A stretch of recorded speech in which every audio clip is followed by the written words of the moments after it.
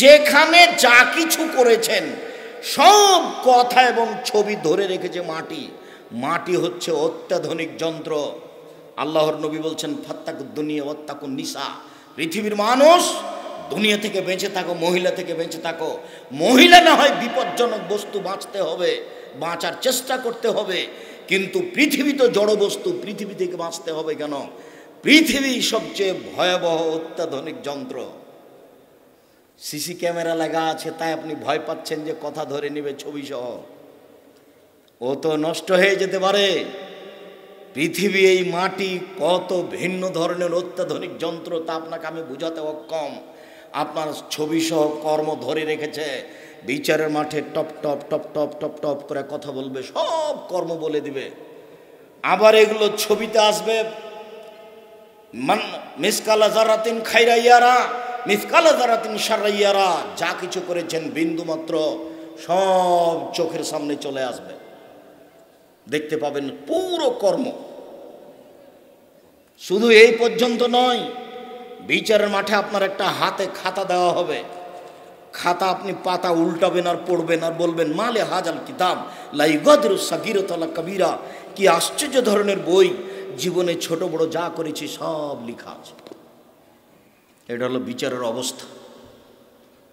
কাজেই বয়স আজকে তোমার 20, তার জন্য মনে করিও না যে কালকে 20 থাকবে। ঘুম থেকে উঠে দেখবা তোমার বয়স 40 হয়ে গেছে, বুঝতেই পারবে না। কখন দেখবে 60 হয়ে গেছে, কখন দেখবে চলে যেতে হবে, সব কিছু বুঝিয়ে দিতে হবে। অতএব সম্মানিত দিনী ভাই বোন, ভদ্রতা বজায় রেখে চুপচাপ পরকালের আশায় শুনে আমল করব এই লক্ষ্যে, আল্লাহকে সন্তুষ্ট করার আশায় বসে থাকুন। আপনার কিছু না কিছু উপকার করবই করব ইনশাআল্লাহ। দ্বিতীয় জরুরি কথা, ধর্মের নামে মিথ্যা ধর্ম আছে, এ কথাই ঠিক। যার একটা ঘটনা আপনার সামনে নকল করেছি মকসুদুল মুমিনিন বই থেকে। ধর্মের নামে মিথ্যা কথা আছে, এ কথাই ঠিক। আমার আঙ্গুলের দিকে দেখুন, আল্লাহ নবী বলছেন মুহাম্মদ সাল্লাল্লাহু আলাইহি সাল্লাম, বাল্লিগু আন্নি ওয়ালা আয়া, পৃথিবীর মানুষ আমার একটা কথা জানা থাকলে অন্যকে বলো। কি জানা আছে? ডান হাতে পানি পান করতে হবে। তেল একটু বাম হাতে খাচ্ছে। বাম হাতে কে খায় বলেন তো? শয়তান। তো আপনি দেখার সাথে সাথে বলুন, ভাই ভাই কিছু মনে নিয়েন না, ডান হাতে খান, ভাই ডান হাতে খান। ও মন খারাপ করতে পারে, কিন্তু আপনার সুলিও হবে না, আপনার ফাঁসিও হবে না। যদি আপনি তাকে ডান হাতে খেতে বলেন, তাহলে কি ও মামলা করে সুলি দিতে পারবে, ফাঁসি দিতে পারবে? মন খারাপ করতে পারে। এতটুকু বলতে পারে, যাও তোমার ধর্ম তুমি মানো, এখানে এসে ঢং দেখো কেন, এটা বলতে পারে। কেননা এটা বাঙালির স্বভাব। সৌদি স্বভাব হলে একটু বলতো না, চুপ থেকে যেত, মানবে না হয় মানবে না। খুচরা কথা তারা বলে না, বলা প্রয়োজন মনে করে না। খুচরা কথা বলা আমাদের স্বভাব। আর একজনের পিছনে লেগে থাকা আমাদের স্বভাব। আর একজনের পিছনে লেগে থাকা দলীয় স্বভাব। আর একজনের পিছনে লেগে থাকা দোকানপাটে বসে থাকা স্বভাব। দোকানে দুইজন বসেছিল, আপনি ওরা দুইজন একজন আর একজনের বদনাম করছে, তা আপনি গিয়ে বলছেন হ্যাঁ ঠিকই বলেছিস, আসলেই খারাপ। এখন আপনি তাহাজ্জুদ পড়ে যান, জান্নাতে যান দেখি। সব তাহাজ্জুদ যদি এখানে লাগাই যায় তাহলে কি হবে? সব তাহাজ্জুদ যদি এখানেই লেগে যায় তাহলে কি হবে? ওটা তো সামাজিক ব্যাপার। আপনি তো ওখানে বলতে পাবেন না এই কথা। আপনার যাওয়াই অপরাধ, আপনি গেলেন কেন? আপনাকে তো আমি 30 বছর থেকে বলছি যায়েন না। লবণ কিনতে গেছেন, মরিচ কিনতে গেছেন, দাঁড়িয়ে থাকবেন। লবণ আর মরিচ নিয়েছেন, টাকা দেওয়া হয়ে গেছে, চলে আসবেন।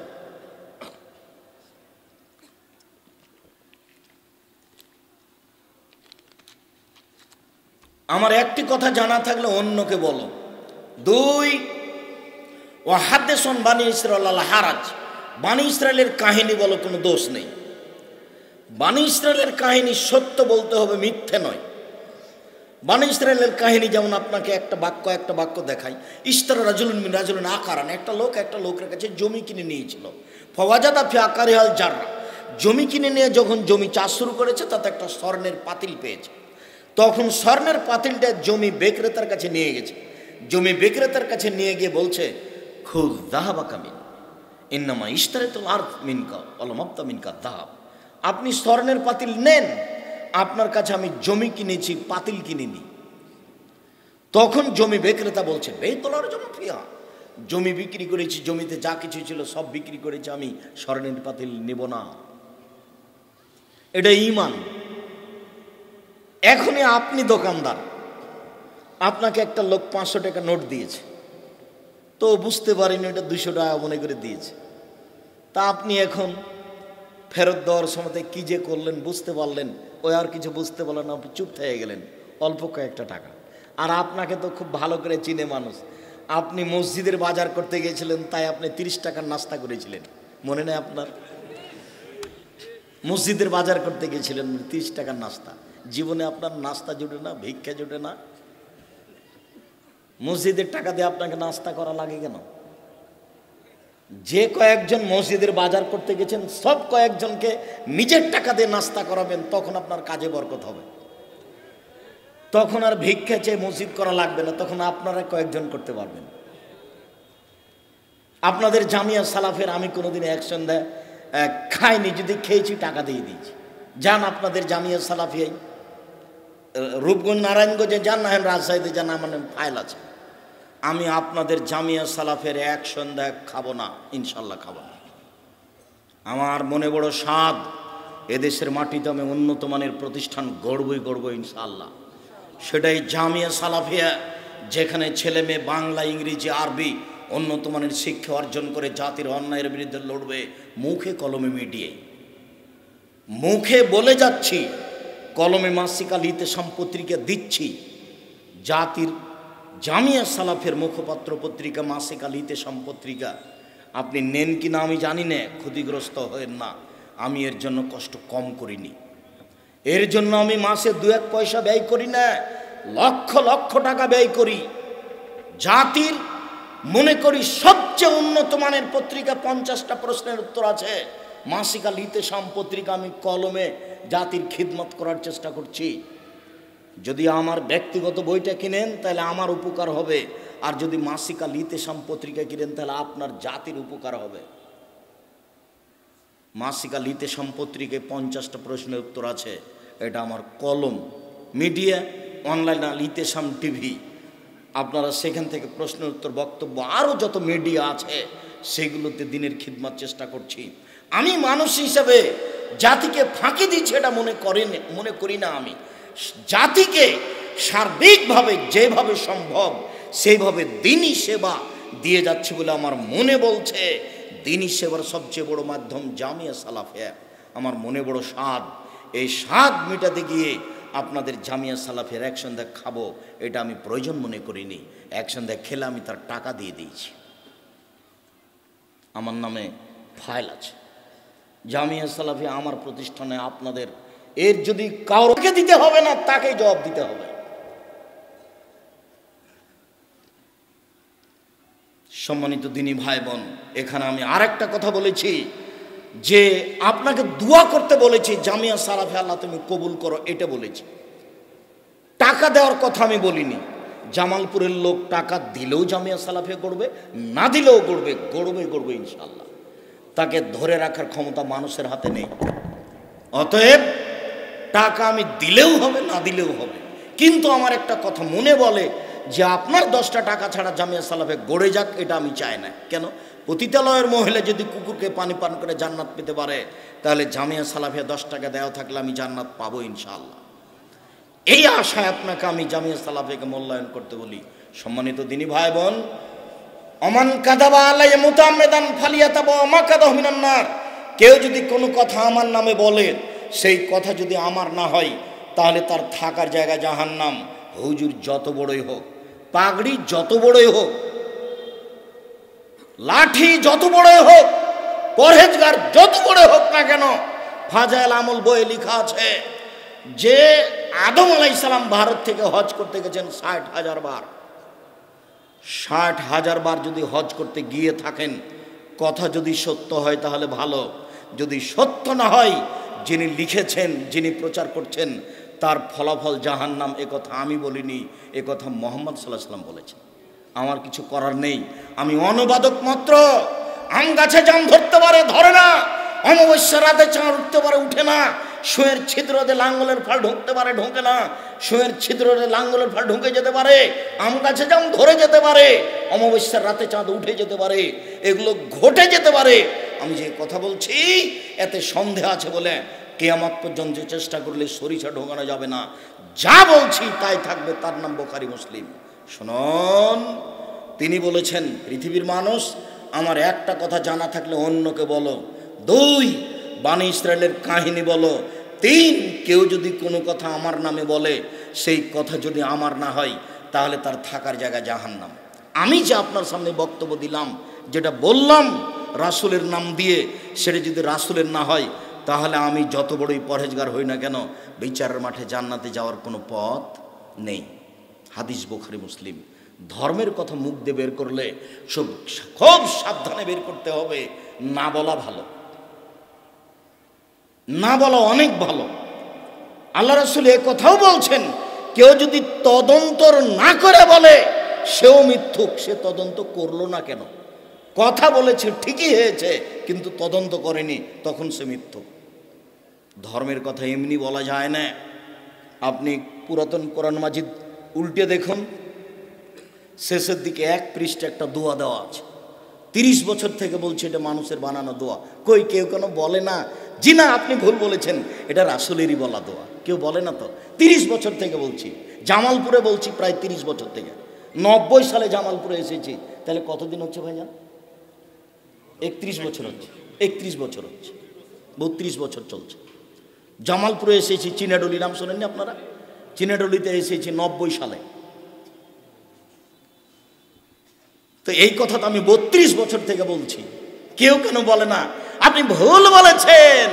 কোরআন মাজিদের শেষে 1 পৃষ্ঠা দোয়া দেওয়া আছে, সেই দোয়াটা নবীর দোয়া। কেউ বলে না কেন? ধর্মের নামে মিথ্যে কথা আছে, কথাই ঠিক, সাবধান। হুজুরও বিপদে পড়বে, এই কথা ঠিক, এটাও সাবধান। আল্লাহ নবী বলছেন, জিবরাইল আমাকে উপর দিকে নিয়ে যাচ্ছেন, যেতে যেতে দেখি অনেক মানুষ টুকরা সাফামে মাকার যাবেন না, যাদের জিভ আর ঠোঁটকে আগুনের কেঁচি দিয়ে কেটে দেওয়া হচ্ছে। আরে এই কি কথা, অবাক কথা! মানুষের জিভ আর ঠোঁটকে না আগুনের কেঁচি দিয়ে কেটে দেওয়া হচ্ছে, কি ব্যাপার? কাঁচি দিয়ে কেন তাদের জিভা কেটে দেওয়া হচ্ছে? জিবরাইল, মান হাওলা, এরা কারা? তখন জিবরাইল আলাইহিস সালাম বলছেন, হাওলাই খুতবা মিন উম্মতিক, এরা হচ্ছে আপনার উম্মতের বক্তা, যারা বক্তৃতা করে বেড়াতো। নেন দেখি এবার ফায়সালা আমার না ফায়সালা মুহাম্মদ সাল্লাল্লাহু আলাইহি ওয়াসাল্লামের? মুহাম্মদ সাল্লাল্লাহু আলাইহি ওয়াসাল্লামের। হুজুর কত বড় বিপদে হুজুর নিজে জানে না। হুজুর মুখ ফাটিয়ে বুক ফাটিয়ে একবারে থুথির জোরে বক্তব্য দিচ্ছে জাতির সামনে। সত্য মিথ্যা তার বিবেচনা নাই। হুজুর জাহান্নামে চলেই গেছে, হুজুর বুঝতে পারেননি। রাসূল সাল্লাল্লাহু আলাইহি সাল্লাম বলছেন, মাওলানা সাহেব যখন জাহান্নামে চলে যাবেন, তখন ভুঁড়িটা বের হয়ে ঝুলবে। মাওলানা সাহেব তার ভুঁড়ি নিয়ে ঘুরতে থাকবে। গরুর পায়ে ধান মারার সময় গরু যেমন ঘুরে। আপনারা গরু ঘোরা দেখেছেন ধানের উপরে? আমরা তো চাঁপাইনবাবগঞ্জের পল্লী গ্রামের মানুষ, আমার আব্বাকে দেখেছি, আমিও নিজে করেছি। গরুর উপরে, আমার ধানের উপরে আমরা গরু ঘুরিয়েছি, গরুর পায়ে ধান মারার জন্য।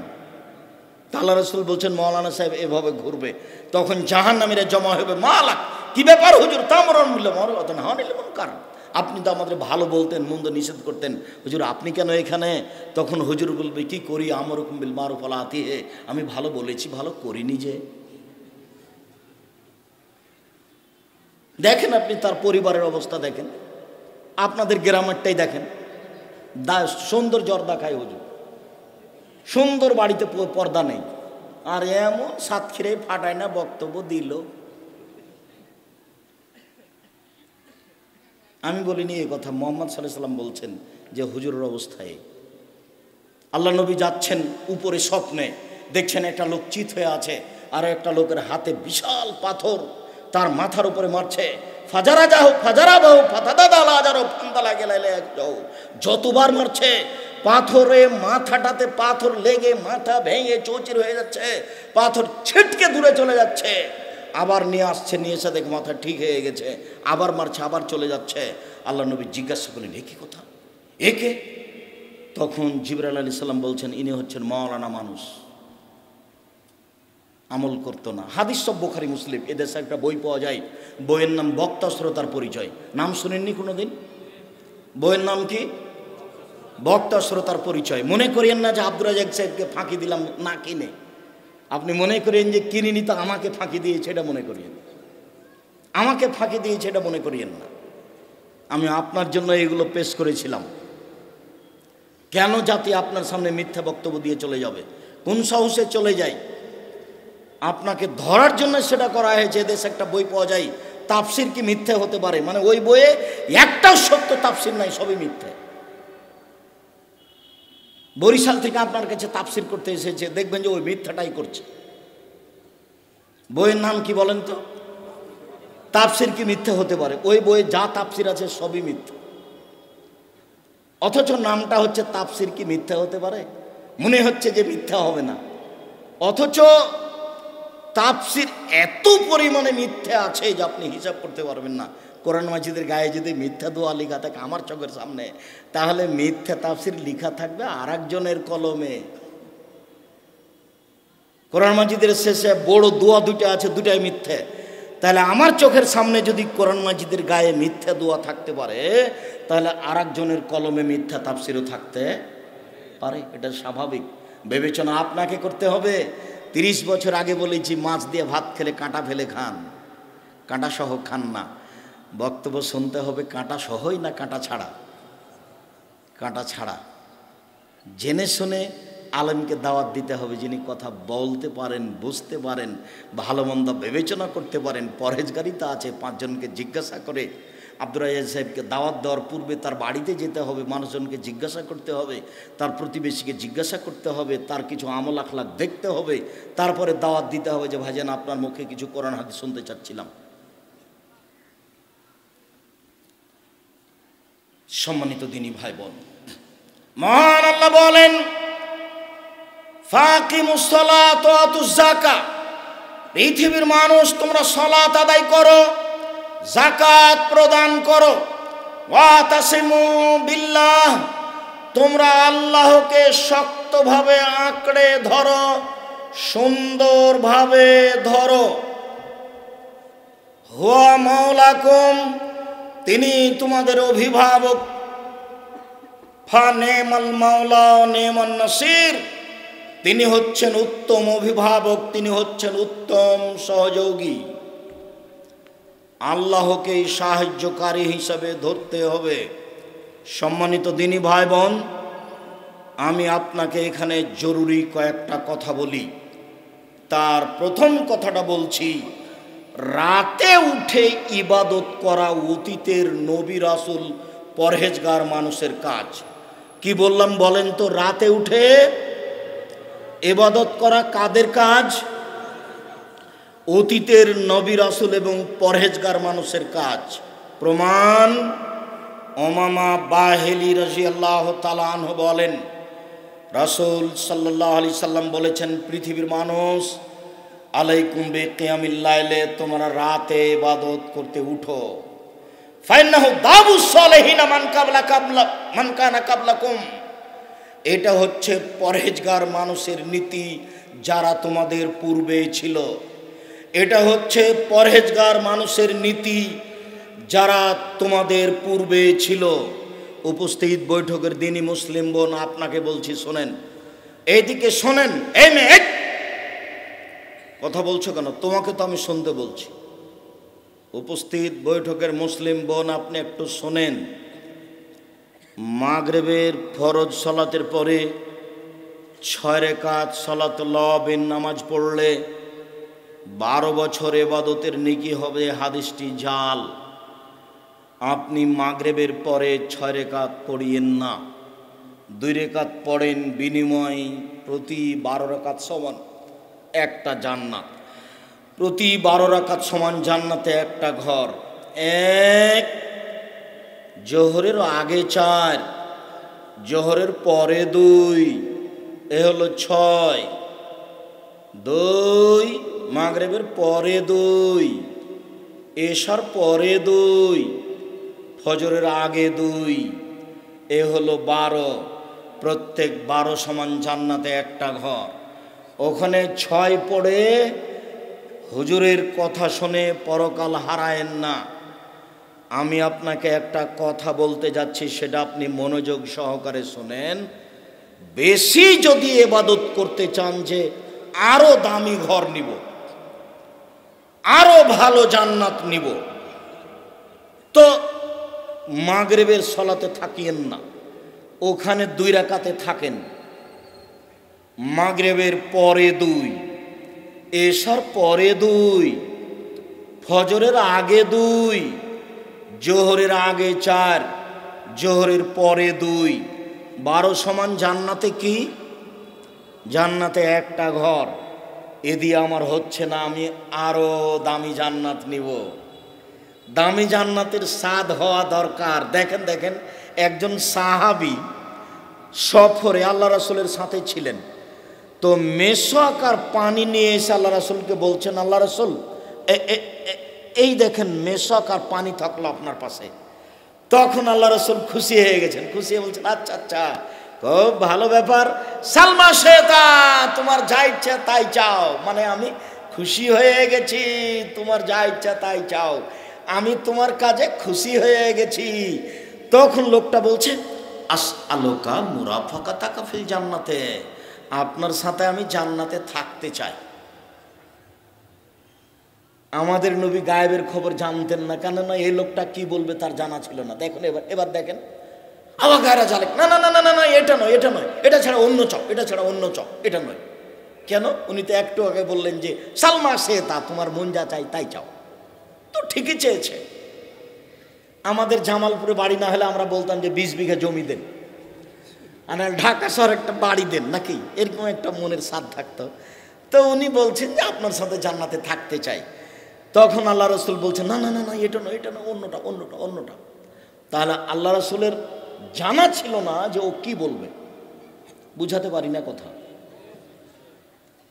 তখন আল্লাহ রাসূল যখন বললেন যে অন্যটা চাও, অন্যটা চাও, তখন লোকটা বলছে, হোয়া যাকা, ওটাই চাই, অন্য চাই না, ওটাই চাই।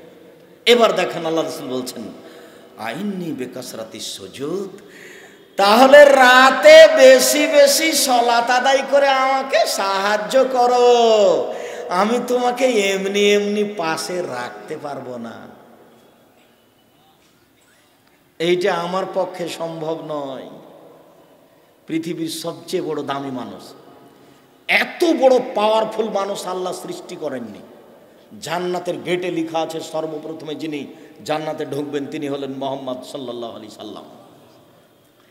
যেদিন বিচারের মাঠে কেউ কথা বলতে পারবে না, এমনকি ইব্রাহিম আলাইহিস সালাম এত দামি মানুষ, ইব্রাহিম আলাইহিস সালাম এত দামি মানুষ, জিবরাইল আলাইহিস সালাম বলছেন আমাদের নবীকে, মুহাম্মদ হুয়া ইব্রাহিম হুয়া আবুকা ফাসালাম আলাইহে, মুহাম্মদ এই যে সপ্তম আকাশে ইনি আপনার বাপ, ইনি ইব্রাহিম, আপনি তাকে সালাম দেন। তখন আমাদের নবী একটু আগিয়ে গিয়ে বলছেন, আসসালামু আলাইকুম আবি, আব্বা আপনাকে সালাম। তখন ইব্রাহিম আলাইহিস সালাম বলছেন, ওয়া আলাইকাস সালাম ইবনি সালেহ নবী সালেহ, ও আমার সৎ ছেলে, তোমাকেও সালাম। তাহলে ইব্রাহিম আলাইহিস সালামকে উনি বলছেন আব্বা, আর ইব্রাহিম আলাইহিস সালাম বলছেন তুমি আমার ছেলে, তোমাকেও সালাম। তাহলে দেখেন তো এখানে ইব্রাহিম আলাইহিস সালামের কত সম্মান। আবার আল্লাহ বলছেন ইব্রাহিম হচ্ছে আমার খালিল বন্ধু।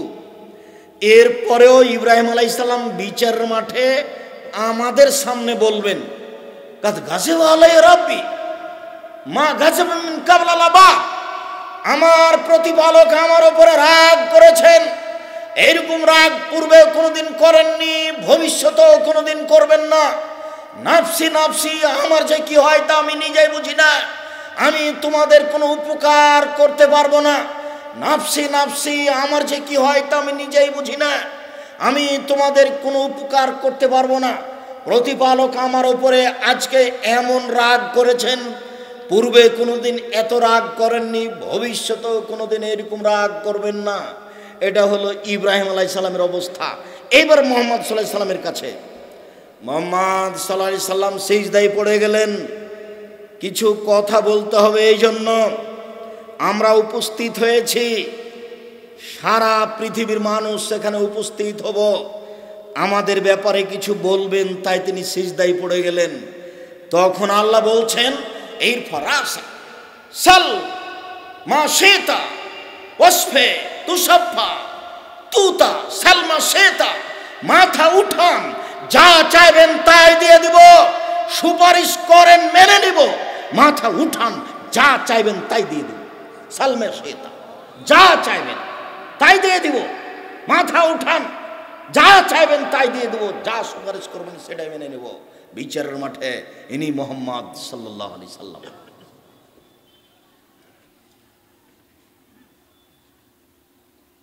ইনি একজন মানুষকে সাথে নিয়ে যেতে পারবেন না, বুঝাতে পারি না মনে হয় আপনাকে। উনি বলছেন যে আমার সাথে থাকতে হলে কি করতে হবে? রাতে একটু তাহাজ্জুদ পড়তে হবে, রাতের সালাত আদায় করতে হবে, তাছাড়া আমার সাথে থাকা যাবে না। মাগরিবের 6 রাকাত পড়লে পরকাল হারাবে, ওটা বিদআত। আপনি যদি বেশি কিছু করতে চান তাহলে চুপ থাকেন একটু পরে। এবার চলেন, রাতে উঠার আশায় কিছু বলতে হবে। রাতের ব্যাপারে আয়েশা রাদিয়াল্লাহু তাআলা আনহা বলেন, কানান নবী সাল্লাল্লাহু আলাইহি সাল্লাম ইসাল্লি মা বাইনা ইয়াফরুগা মিন সালাতিল ইশা ইলাল ফজর 11 রাকা। আল্লাহর নবী এশার সালাতের পর থেকে নিয়ে ফজরের সালাত পর্যন্ত সময়ে 11 রাকাত সালাত আদায় করতেন। ইসাল্লিমু মিন কুল্লি রাকাতাইনে, প্রত্যেক 2 রাকাত পড়ে সালাম ফিরতেন। ওয়াইউতুর বিওয়াহিদা, তবে শেষ রাতে 1 রাকাত বিতর পড়তেন। আয়েশা রাদিয়াল্লাহু তাআলা আনহা বলেন, কানান নবী সাল্লাল্লাহু আলাইহি সাল্লাম ইসাল্লি বিল লাইলে আও মিনাল লাইলে 13 রাকা। আল্লাহর নবী রাতে 13 রাকাত সালাত আদায় করতেন। ওয়াইউতিরু বিখামসিন মিন জালিকা, এই 13-র 5 রাকাত ছিল বিতর। লা ইয়াজলিসু ফি শাইইন ইল্লা ফি আখিরিহা, এক টানা 5 রাকাত বিতর পড়তেন। সম্মানিত দিনী ভাই বোন, 1 রাকাত বিতর, 3 রাকাত বিতর, 5 রাকাত বিতর, বাকি হলো 8 রাকাত তাহাজ্জুদ। যদি 11 রাকাত সালাত থাকে তাহলে 3 রাকাত বিতর, 8 রাকাত তাহাজ্জুদ। যদি 13 রাকাত সালাত থাকে তাহলে 5 রাকাত বিতর, 8 রাকাত তাহাজ্জুদ। যদি 9 রাকাত সালাত থাকে তাহলে 8 রাকাত তাহাজ্জুদ, 1 রাকাত বিতর। যদি 7 রাকাত সালাত থাকে তাহলে 6 রাকাত তাহাজ্জুদ, 1 রাকাত বিতর। সর্বনিম্ন এই, তবে সর্বনিম্ন 4ও পড়া যায়, সর্বনিম্ন 2ও পড়া যায়। রাসূল সাল্লাল্লাহু আলাইহি সাল্লাম বলেন, কেউ যদি রাতে উঠে নিচে উঠে স্ত্রীকে জাগায়, 2 জন মিলে 2 রাকাত রাতে সালাত আদায় করে, তাহলে কুতিবা মিনাজ যাকিরিনা ওয়াজ যাকিরাত, তাদের তালিকা চলে আসবে ওদের মাঝে, যারা রাতে তাহাজ্জুদ পড়ে, যারা রাতে আল্লাহকে ডাকে। কেউ যদি রাতে 2 রাকাত সালাত আদায় করে তাহলে ওদের নাম চলে আসবে ওই তালিকাতে, যারা রাতে তাহাজ্জুদ পড়ে, যারা রাতে সালাত আদায় করে, যারা রাতে জিকির আজকার করে। বুঝাতে পারিনি মনে হয়? এই ছেলে বলো তো তুমি কি বললাম এখন, যেটা আল্লাহর নবী বললেন? এই ছেলে তুমি বলো, এই ছেলে তুমি বলো।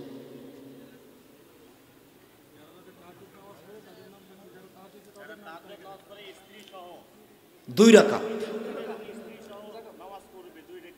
অন্তত 2 রাকাত, তাদের সাথে নাম চলে যাবে। ঠিক আছে, জাযাকুমুল্লাহ। কত মানুষ, আল্লাহ বলছেন ও আখিরুল আযকানি ইয়াবকুনা ইয়াদুম খুশুয়া, পৃথিবীতে হাজারো মানুষ রাতে কেঁদে লুটিয়ে পড়ে, তাদের কান্নার শব্দ তাদের ভয় ভীতিকে আরো বেশি করে দেয়। হাজারো লাখো কোটি মানুষ রাতে কেঁদে মাটিতে লুটিয়ে পড়ে, কিন্তু আমি তো রাত 2টায় ঘুমিয়েছি। আমার হাতে তো মোবাইল আছে। এই ছেলে শোনো, একদিন চাঁপাই নবাবগঞ্জে বক্তব্য দিচ্ছিলাম, দিতে দিতে বলেছিলাম যে ডুলি বিবি শব্দটাতে আজকে পেশাব করে দাও। ডুলি বিবি চাঁপাই নবাবগঞ্জে বলে বরের সাথে অনেকগুলি মেয়ে যায় বিবাহতে, তাকে চাঁপাই নবাবগঞ্জের ভাষাতে ডুলি বিবি বলে। তার মানে অনেকগুলি মহিলা যায় বিবাহতে বরের সাথে, পুরুষরাও যায় মহিলারাও যায়, আর বড় মেয়েগুলি তা ওই গীতে অংশগ্রহণ করে। চাঁপাই নবাবগঞ্জ জেলাতে বিবাহের শুরু থেকে শেষ পর্যন্ত একটা কাজও জায়েজ নয়, সবই হারাম। জানি না জামালপুরে কোনটা হালাল আর কোনটা হারাম, জামালপুরের ঘটনা আমার জানা নাই। তবে গাইবান্ধার একটা ঘটনা নকল করি। গাইবান্ধা, রংপুর, লালমনিরহাট, নীলফামারী, কুড়িগ্রাম, পঞ্চগড়, ঠাকুরগাঁও, দিনাজপুর, জয়পুরহাট, বগুড়া এসব ডিস্ট্রিক্টের একটা কথা নকল করি। যেখানে মেয়ে মানুষটা আছে, মহিলাটা কনেটা, সেখানেও বিবাহ পড়াতে যায়। তো হুজুর আরও কে কে যায়, গিয়ে বলে অমুক নিবাসী অমুক এত টাকা নগদ, এত টাকা বাকিতে তোমাকে বিবাহ করতে এসেছে, তুমি তাকে স্বামী সত্ত্বে কবুল করো। তখনও বলে কবুল করলাম, আবার বলে 3বার। তারপরে লোকগুলি আসে, বর যেখানে বসে আছে আর লোক যেখানে বসে আছে ওখানে এসে দাঁড়ায়। তখন বসে থাকা লোকগুলি বলে আপনারা কে? তখন ওরা বলে আমরা এই বিবাহের উকিল। বসে থাকা লোকগুলি বলে মেয়ে কি কবুল করেছে? তখন দাঁড়িয়ে থাকা লোকগুলি বলে হ্যাঁ করেছে। তখন বসে থাকা লোকগুলি বলে আপনারা কি শুনেছেন?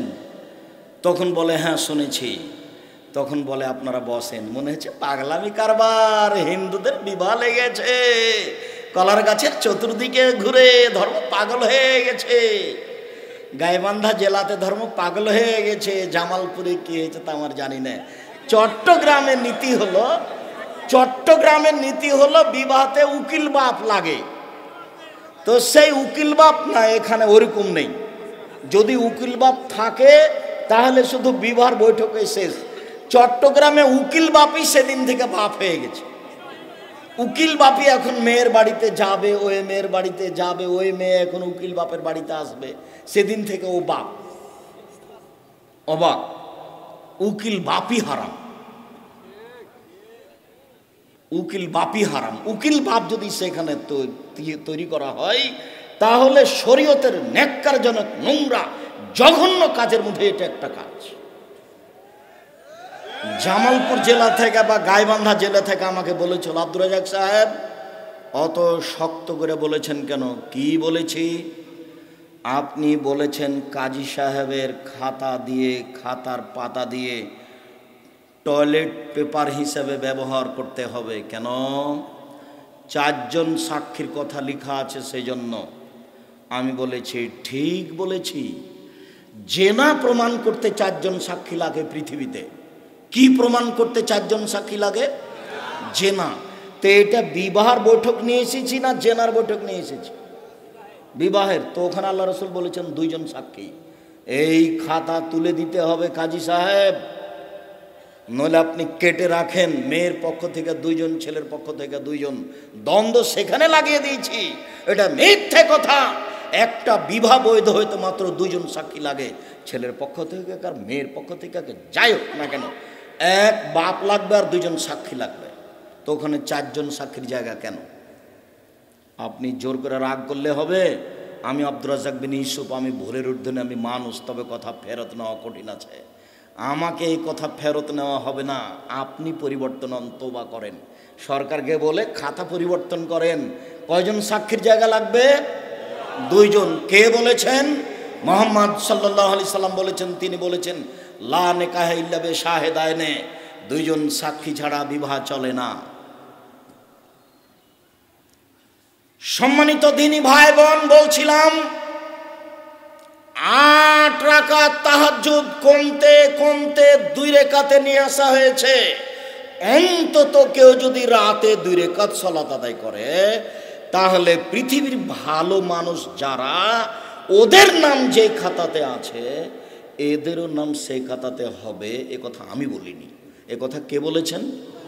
মুহাম্মদ সাল্লাল্লাহু আলাইহি সাল্লাম বলেছেন। মনে রাখার জন্য অনুরোধ জানাচ্ছি।